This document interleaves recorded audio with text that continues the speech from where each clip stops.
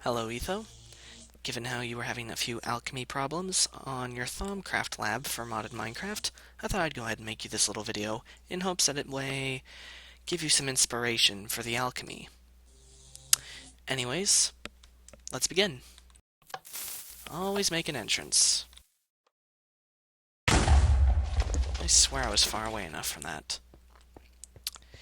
Now, the common rule is that if these pipes have smoke coming out of them, you got a confliction in the pipes. This setup here involves an Essentia buffer. The Essentia buffer only has a suction of 1. However, this does not stop it from being useful. And attaching arcane bellows to it, you gain an extra 32 suction on the buffer.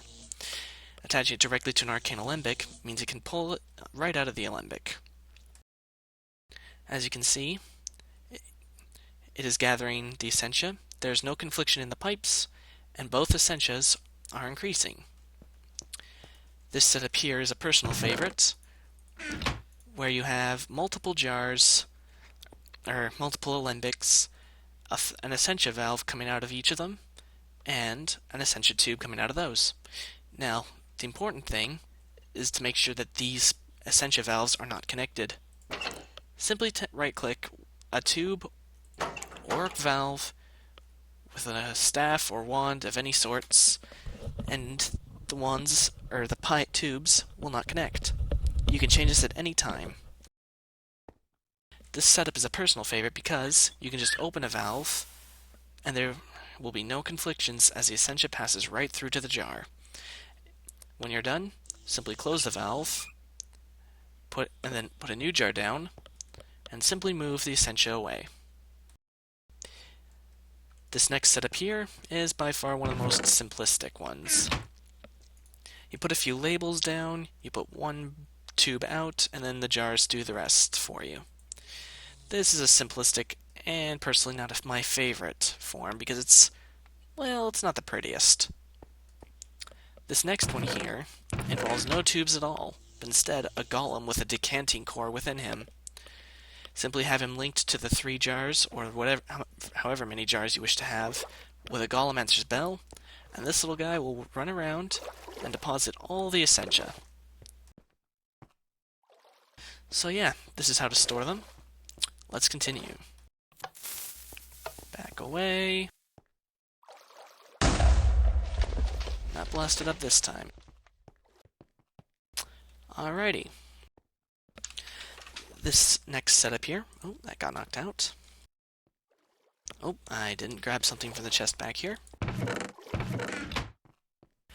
This here is when you have too much of one Essentia and not enough of the others. The alchemical centrifuge will allow you to cut the Essentia in half. Mind you, you'll only gain 1 point for the Essentia. For instance, for Potentia, you can only get 1 Ignis or 1 Ordo out of the Potentia. Again, using an Essentia buffer can prove useful, as it will allow or disallow any conflictions within the pipe. So, you know those days when you just have too much of one Essentia? You got your jars of metallum, like you cook down so much stuff that has metal in it, it's not even funny. By placing a hopper on top of a void jar, and an Essentia funnel on top of the hopper, you can drain that Essentia into nothing. Furthermore, if you simply have 2 jars of the same Essentia, and you just don't like the fact that you can't move it, simply use this setup, and you'll be able to move 1 Essentia from another.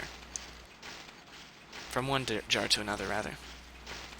Next off is the Essentia mirror.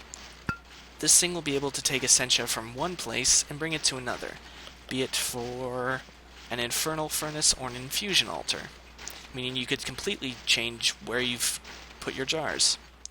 The next important tool is this, an Essentia resonator. This thing will allow you to test what suction, and more importantly, what, if I can get lucky here,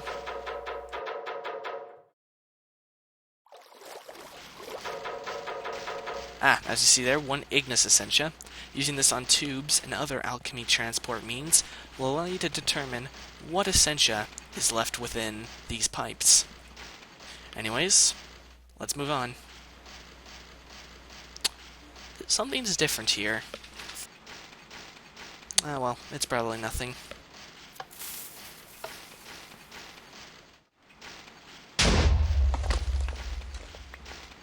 Oh dear.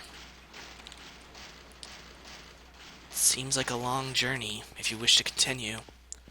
Well, Etho, do you know what lies in wait?